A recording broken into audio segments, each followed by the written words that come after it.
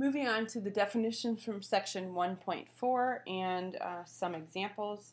Array is the first definition. Array is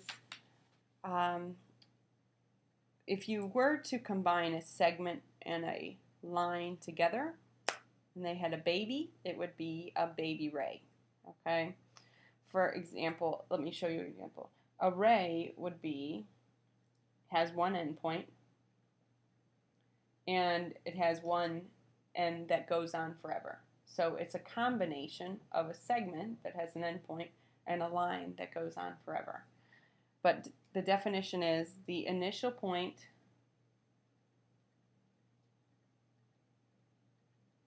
A and all the points in the direction of C.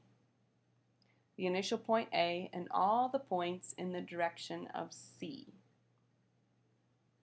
and beyond,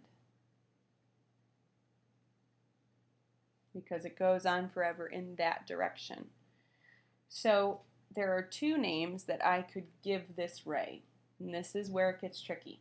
The initial point is always the first thing, so we use 2 upper. The initial point is always the first one, so wherever it starts, that's always the first one, A. And then it actually can be any point along in the other direction. So I could call this ray AB. Now when I call that ray AB, since A is the actual starting point, the official starting point, then A doesn't have an arrow on it, and then it shoots through B. Now this is the exact same ray as ray AC, because they both still start in the same place, A, and shoot forever in this direction. Whether it's B or C, it makes no difference. What you cannot call it is ray BA, like this, because it doesn't start at B and shoot through A. It starts at A and shoots through B. And we always draw our arrow pointing to the right. So we always begin with our initial point on the left side, and whatever direction it's shooting through, that's your second uppercase letter. Some books say it's okay if the arrow shoots to the left, but I think for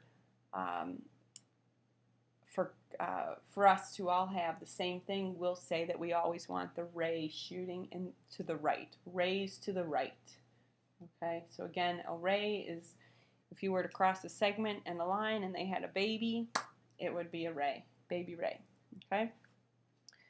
Opposite rays then are rays that go in opposite directions. That's pretty easy to understand. Opposite rays would be one ray shooting this direction and one ray shooting in the complete opposite direction. Notice what happens when you take one ray and point it to the right and the other ray and point it to the left. What does that create? It creates a line. So the definition of opposite rays, now opposite is truly opposite. All right. So 2 collinear, that's important, rays. Remember, collinear means together on the same line. Together line, together line. Co means together on the same line. So that's how it defines opposite, because they're going in exactly the opposite direction. You can't have one go up this way and one go over this way. They have to be collinear along the same line. So it's 2 collinear rays that have the same initial point,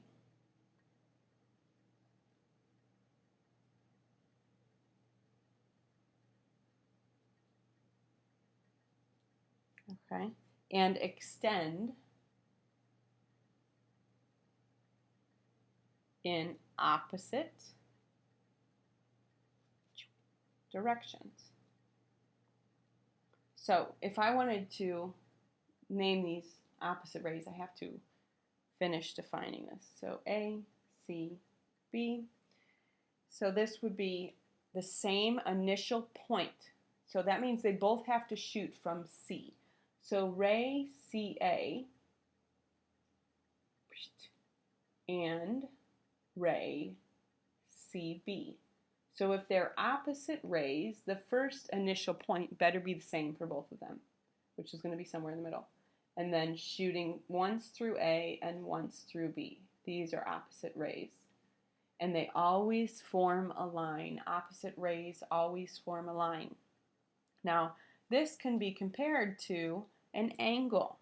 The definitions are similar, but watch. Two non-collinear rays that share an initial point. So non-collinear, not on the same line. Okay, so here's one ray, ray AC. And then our initial point is A. If I were to draw it not going in the same line, then it could be anywhere else. Okay. Now, technically opposite rays do form a straight angle. But obtuse, right, or acute angle will be created by two non-collinear rays. So when we talk about this angle, we can name it several ways, 4 different ways to be exact. We can use 3 upper, and we would say angle BAC. All right, now notice, you have to name it in the order that you would draw it. So if you put your pen down once and you shot through the vertex A and back out the other direction, it would be called BAC.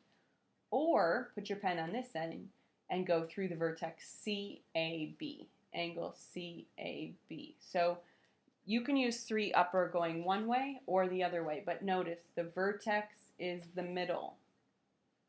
Vertex is the middle point. That's very important. The other option is to simply call it by the vertex, 1 upper. Now, this one isn't used very often, but you could call it angle A. The problem with this is that if there's more than one angle that has a vertex of A, you cannot use angle A because you'll confuse your reader, or me, the teacher. I won't know which angle you mean. So when given the choice here, we always pick 3 upper over 1 upper if there's more than one angle. The other option is 1 number. So we could call this angle 1. You can name it by the angle, by the number that is at the vertex of the angle. So the 1 number has to be the vertex. It has to be at the vertex of the angle. The vertex is the most important part of an angle because it is the center of the angle. It will be the middle point when you list it with 3, or it will be the only letter if you list it with 1, or it will be the number that is in the vertex. So it's all about the vertex. And of course we will categorize angles acute, right, and obtuse, and straight, but you should be familiar with those from last year or 5th grade or previous to that. So that's an angle. If you want, you can add angle addition to the top. This is in section 1.5, so you can wait on that. We'll go on to the sides of an angle. The sides of the angle, one of the most confusing pieces for people. I'm not sure why, but if we have an angle, X, Y, Z, then imagine it's the 2 rays that come together to form that angle. Okay? So think of this as this is your yard. This is the fence that goes down one edge of, this is the fence that goes down one edge of your yard. This is the fence that goes down the other edge of your yard. If you want to name the sides of the angle, they are the rays that form the edges of the angle. and it's important that you understand they are rays.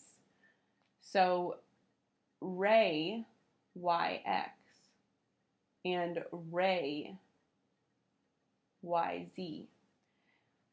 The reason I say this is confusing for people because they'll often name just a point. So if I say, name the sides of angle XYZ, I often get students that say, point X, point Z. But point X doesn't define the entire fence along the edge of that yard. It only defines this one spot. So it's like a fence post. That wouldn't be the whole edge of the angle. So you don't want to just name the post, you need to name the entire edge. That's why you have to name the entire ray, yx. Now, depending on the picture, you might be saying segment yx, if it happens to be a segment in the picture. That's okay. But the point is that you're using two uppercase letters to name each side, two uppercase letters to name each side, because an angle has two sides.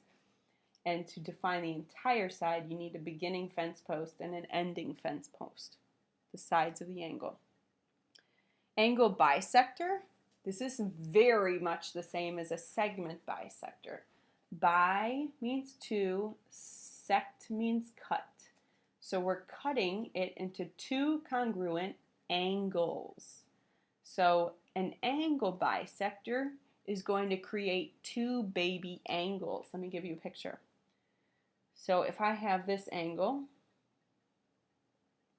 X, Y, Z, the angle bisector is the thing that cuts it, slices it into two congruent angles.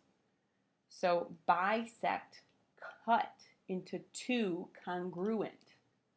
So the definition of an angle bisector, the ray, this guy, that divides or cuts the angle into two congruent baby angles. All right, so if we add another point on here, M, we could say YM, ray YM, is the segment bisector. Okay? I'm sorry, angle bisector. It's the angle bisector because I'm cutting an angle in half. So ray YM is the angle bisector. If I tell you ray YM is the angle bisector, then we can say, I'm going to put a little 1 in here and a little 2 in here. Angle 1 is congruent to angle 2. So if YM is the angle bisector, it's cutting it into two congruent baby angles, two congruent angles. So we automatically should mark in our picture that angle 1 is congruent to angle 2. Mark it with the congruent arcs. And we can state angle 1 is congruent to angle 2. Or you could say angle XYM is congruent to angle MYZ.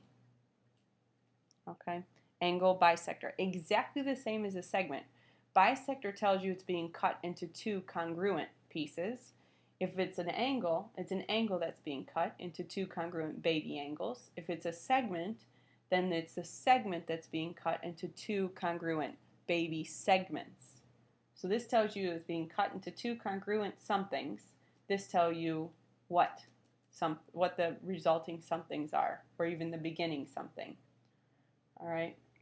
So that's section 1.4. If any of that's confusing, you can always ask me or watch the video again.